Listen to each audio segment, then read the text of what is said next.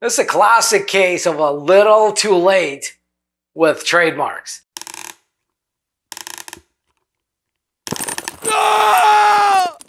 I'm Andrei Mincov, the founder of Trademark Factory, and in this video I'm going to share my thoughts about yet another trademarking screw-up. This time around, it's a guy from British Columbia, Canada, suing Maxime Bernier for trademark infringement over the name of his new party, the People's Party of Canada. All right, let me read it from the article, and you can find the link in the description below. An Abbotsford man has filed a lawsuit with Maxime Bernier's People's Party of Canada, claiming the newly formed party has infringed on a trademark he registered in September. Bernier cut his former ties with the Conservative Party after losing to Andrew Scheer a vote to lead that party into this year's election. In September, Bernier announced he would be creating a new party, the People's Party of Canada.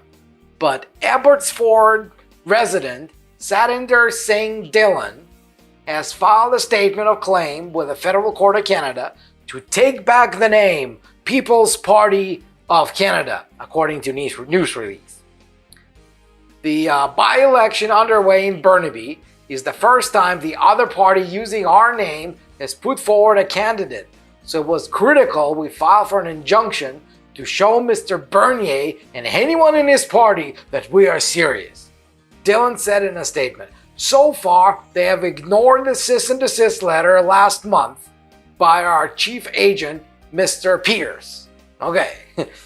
Dhillon also filed for a judicial review of Elections Canada's chief elections officer's decision to approve Bernier's application to use the name People's Party of Canada, stating that it is a copyright and trademark infringement. Because Bernier's party is running a candidate in the Burnaby South by-election coming on February 25th, Dhillon's lawyer says there is some urgency to getting the judicial review in front of a judge. "I don't know how prepared Mr. Bernier or his party is to deal with this quickly. Hopefully they're all prepared and we can get into court within weeks or days," Davison said. "If not, there's a big election, which is really the main issue, so hopefully as soon as we can."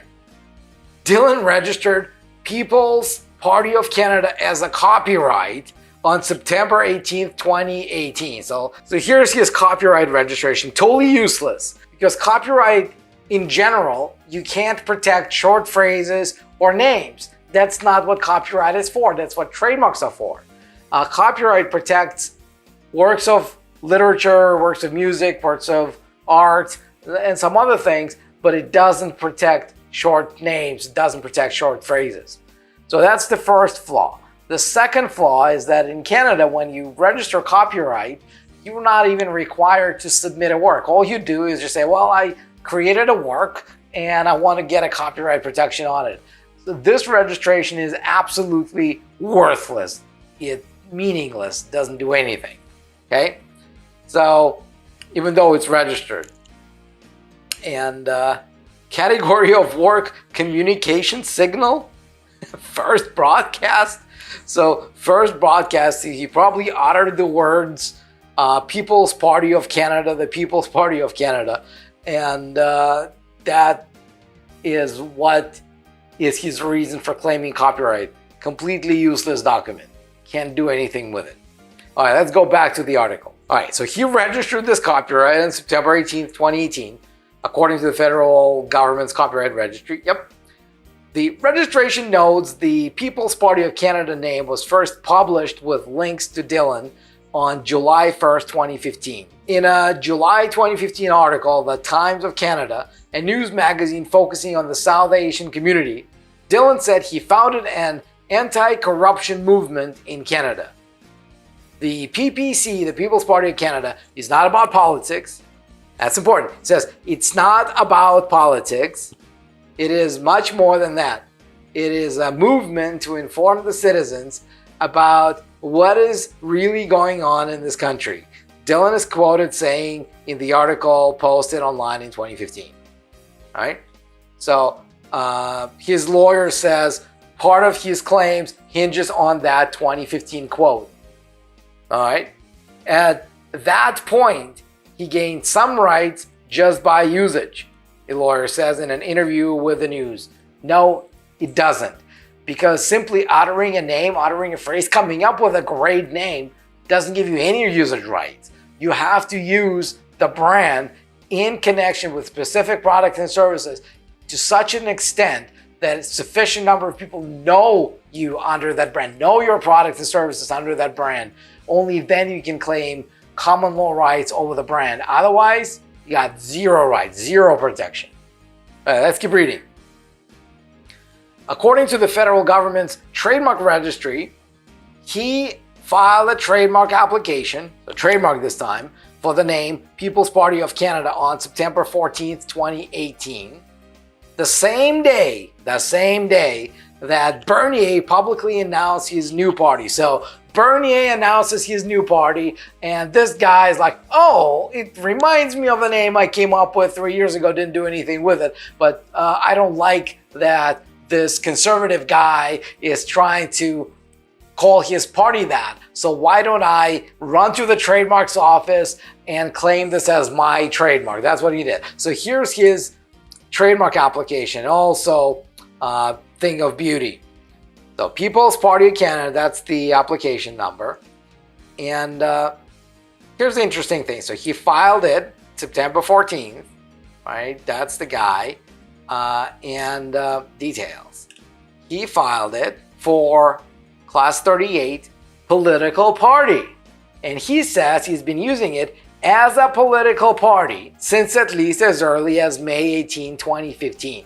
So again, mentioning the name and saying, I'm going to create a movement, it does not qualify as use of the brand in connection with a political party. So basically, he provided false information as he filed for the trademark. So if for whatever reason the trademarks office lets this through, gives anyone a perfect opportunity to oppose his mark and request actual evidence that he was running a political party under the name People's Party of Canada on May 18th, 2015. And if he can show that he was running a political party under that name on May 18th, 2015, his trademark application will be thrown out. It will be successfully opposed. So there we go. Again, let's go back to the article. So Dylan's lawyer says the timing of the trademark application was an attempt to protect the name after Bernier announced his new party. Okay. Nice try. He said to Elections Canada, what could I do to protect my name? They said, go and get a copyright and a trademark. All right, never a good idea to seek intellectual property advice from an office that deals with elections. That's not what they do. That's not what they're experts in. So he did, right? On September 20th, 2018, the trademark was formalized, which just means that the trademarks office assigned it a number and posted it on the website. In Canada, that happens every Tuesday, right?